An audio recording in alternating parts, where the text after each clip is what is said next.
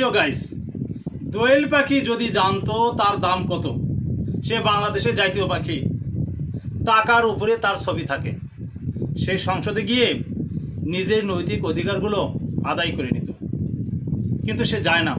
এটা কিন্তু তার দোষ না, তাকে এইসব জানার অনুভূতি দেওয়া হয় নাই। তদ্রূপ একজন মুসলমান যদি জানতো তার দাম কত, জান্নাতের সার্টিফিকেট অর্জন করা তার জন্য অতি সহজ হয়ে যেত, যেমন সাহাবারা রাদিয়াল্লাহু করেছিলেন। আল্লাহ তাআলা বলেছেন, একজন আল্লাহওয়ালা লোক দুনিয়াতে থাকতে দুনিয়া কিয়ামত হবে না। তাহলে মুসলমানের দাম কত? আমাকে জানার অনুভূতি এবং বিবেক দেওয়া হয়েছে, জানার জন্য এবং মানার জন্য। এই পৃথিবীতে কত বেদামি জিনিস, মূল্যহীন জিনিস জানি না, অন্যের কাছ থেকে জেনে নিলাম। অথচ দুনিয়ার মধ্যে সবচেয়ে দামি, সকল সৃষ্টির সেরা সৃষ্টি হলাম আমি। অথচ আমি কে?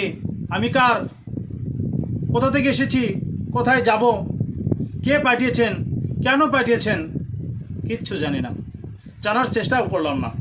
ও ভাই, না জানা একটা অপরাধ, জানার চেষ্টা না করা দ্বিগুণ অপরাধ।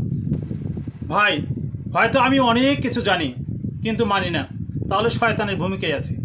শয়তান অনেক কিছু জেনেও আল্লাহকে মানে নাই। জানার নাম ইসলাম নয়, জানা এবং মানার নাম ইসলাম। কেহ অনেক কিছু জানে কিন্তু মানে না, সে শয়তান। কেহ কিছুই জানে না খুব মানে, সেটা ভণ্ডামি। ভণ্ডামি আর শয়তানি দিয়ে হয়তো কেহ দুনিয়াতে হতে পারে হিরো, আখেরাত তার জন্য একেবারেই জিরো।